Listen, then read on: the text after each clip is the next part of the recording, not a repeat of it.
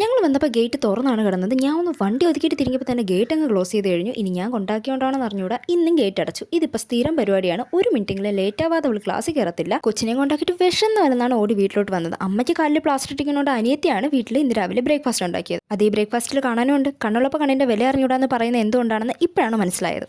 ഈ കറി കണ്ടിട്ടായിരിക്കും രാവിലെ കൊച്ചിൻ്റെ അടുത്ത് എന്ത് കഴിച്ചെന്ന് ചോദിച്ചപ്പോൾ കഷ്ണമില്ലാത്ത സാമ്പാറും ഇഡ്ലിയും കഴിച്ചെന്ന് പറഞ്ഞത്. ഇതെന്തുവാടെ മുല്ലപ്പുഴ ഡാമെന്ന് ചോദിച്ചപ്പോൾ അവൾ പറയുക ഇതാണ് തക്കാളി ചട്നി എന്ന്. അതിനങ്ങനെ ഒരു പേരുണ്ടെന്ന്. തൽക്കാലത്തേക്ക് അതിൽ നിന്നൊരു ഇഡലിയും കഴിച്ചിട്ട് ഞാൻ പിന്നെ തലേന്ന് ഉണ്ടാക്കിയ മിൽക്ക് കേക്കിൽ നിന്നൊരു പീസ് എടുത്ത് അതും അങ്ങോട്ട് കഴിച്ചു. ഈ കറിയുടെ പേരിൽ അവളെ കളിയാക്കാനോ ഒന്നിനും ഞാൻ പോയില്ല. ഓൾറെഡി അവൾ നല്ലൊരു വേലക്കളിയാണ്. അപ്പോൾ ഇനി എന്തെങ്കിലും ഞാൻ പറഞ്ഞു പിന്നെ അവൾ അതിൽ പിടിച്ച് കയറി. ഇനി നീ തന്നെ ഉണ്ടാക്കിക്കുക, എൻ്റെ കറി ആർക്കും ഇഷ്ടപ്പെടുത്തില്ല. അതുകൊണ്ട് അവൾ എന്തുണ്ടാക്കിയില്ല അങ്ങ് സപ്പോർട്ട് ചെയ്ത് കൊടുക്കുക. ഇല്ലാന്നുണ്ടെങ്കിൽ എല്ലാ പണിയും കൂടെ എൻ്റെ തലയ്ക്കാവും. പിന്നെ വീട്ടിൽ ഓൾറെഡി ഒരു ടെസ്റ്റ് ഉള്ളതുകൊണ്ട് ഞങ്ങൾക്ക് കുഴപ്പമില്ല. ഞാനും അവൾ എന്താദ്യം ഉണ്ടാക്കിയാലും ആദ്യം ഞങ്ങൾ അച്ഛനെ തന്നെ കൊടുക്കും. അത് സ്നേഹം കൊണ്ടാണ് നിങ്ങൾ വിചാരിക്കും. അങ്ങനെ ഇരുന്നോട്ടെ എൻ്റെ ഒരു പേര്.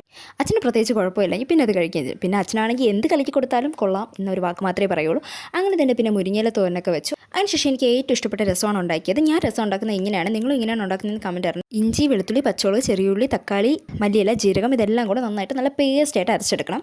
അതിനുശേഷം ചൂടായ ചട്ടിയിലോട്ട് എണ്ണ ഒഴിച്ച് കടുക് പൊട്ടിച്ച് വറ്റൽമുളകും കറിവേപ്പിലും കൂടെ ചേർത്തതിന് ശേഷം നേരത്തെ അരച്ച് വെച്ചിരുന്ന അരപ്പും കൂടെ ചേർത്ത് നന്നായിട്ട് നമുക്ക് കൈവിടാതെ നന്നായിട്ടൊന്ന് ഇളക്കിയെടുത്ത് ഈ ഒരു പരുവത്തിലൊന്ന് ആക്കിയെടുക്കണം. ഇനി ഇതിലേക്ക് പുളിവെള്ളവും ചേർത്ത് ആവശ്യത്തിന് അല്ലാതെ വേണമെന്നുള്ള വെള്ളം കൂടെ ചേർത്ത് നന്നായിട്ടൊന്ന് ചൂടാക്കിയെടുക്കാം. ഒന്ന് ചൂടായതിന് ശേഷം അല്പം മഞ്ഞൾപ്പൊടി, മുളക് പൊടി, മല്ലിപ്പൊടി, ഗരം മസാല, ഉപ്പ് എല്ലാം കൂടെ ചേർത്ത് വീണ്ടും നമുക്ക് നന്നായിട്ടൊന്ന് മിക്സ് ചെയ്തെടുക്കാം. കുരുമുളക് പൊടി വേണമെന്നുള്ളവർക്ക് ചേർക്കാം. അത്യാവശ്യത്തിന് എരിയുള്ളതുകൊണ്ട് ഞാൻ കുരുമുളക് പൊടി ചേർത്തിട്ടില്ല.